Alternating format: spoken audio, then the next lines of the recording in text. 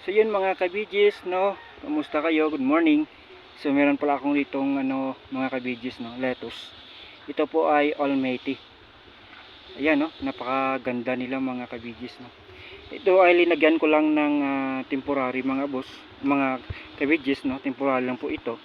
Ito po ay mga tela para maprotektahan ang ating mga lettuce na hindi uminit yung tubig mga kabidges, no. So ang ganda nila mga kabidges. Ayan sila, no, napakaganda. Ito ay nasa vegetative stage na. Ayan siya mga kabidges, maganda. Ito po ang Almaty.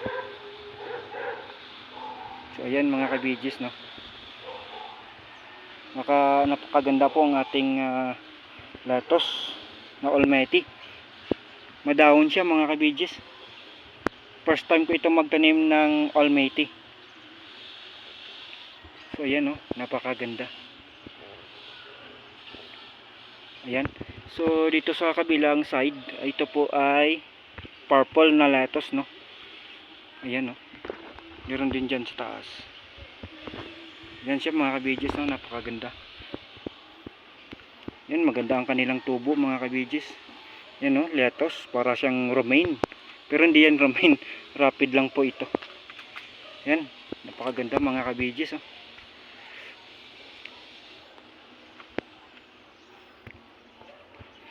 So yun mga kabidges, no, napakaganda po ng aking tanim na mga lettuce.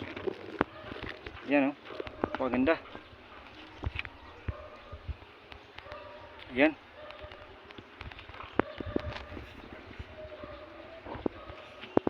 So naglagay ako rito mga kabidges ng fan. So dalawa. Kung sakaling sobrang init ay pagaganahin ko lang ito mga kabidges. Dahil ang location natin sa Baguio City ay malamig, ay hindi na masyado mainit mga kabidges. Yan, napakaganda mga kabidges, no? Yan sa kabilang side meron tayong bok choy dyan.